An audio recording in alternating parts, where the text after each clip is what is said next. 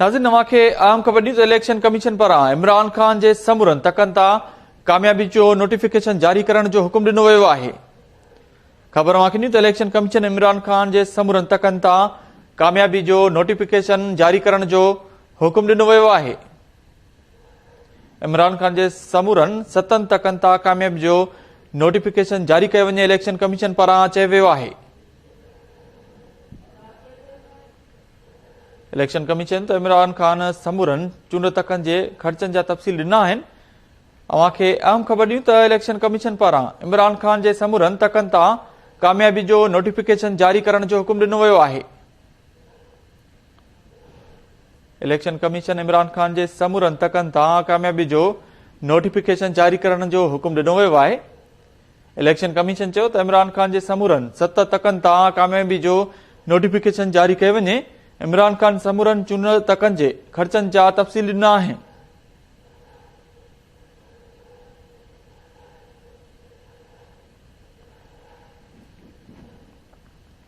अव्हांखे अपडेट कयूं त इलेक्शन कमीशन पारां इमरान ख़ान जे समूरनि तकनि तां कामयाबी जो नोटिफिकेशन जारी करण जो हुकुम ॾिनो वियो आहे। इलेक्शन कमीशन इमरान ख़ान जे समूरनि तकनि तां कामयाबी जो नोटिफिकेशन जारी करण जो हुकुम ॾिनो आहे।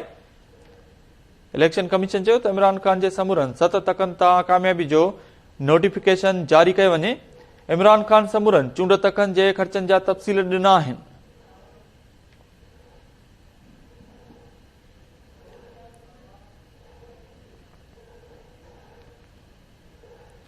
इलेक्शन कमीशन पारां इमरान ख़ान जे समूरनि तकनि तां कामयाबी जो नोटिफिकेशन जारी करण जो हुकुम ॾिनो वियो आहे। ख़बर अव्हांखे ॾियूं त इलेक्शन कमीशन इमरान ख़ान जे समूरनि तकनि तां कामयाबी जो नोटिफिकेशन जारी करण जो हुकुम ॾिनो आहे। इमरान ख़ान जे समूरनि 7 तकनि तां कामयाबी जो नोटिफिकेशन जारी कयो वञे। इलेक्शन कमीशन चयो त इमरान ख़ान समूरनि चूंड तकनि जे ख़र्चनि जा तफ़सील ॾिना आहिनि।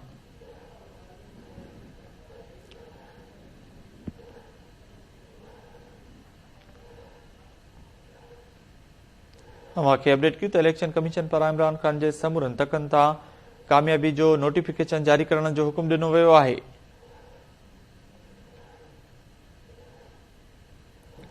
इलेक्शन कमीशन इमरान ख़ान जे समूरनि तकनि तां कामयाबी जो नोटिफिकेशन जारी करण जो हुकुम ॾिनो वियो।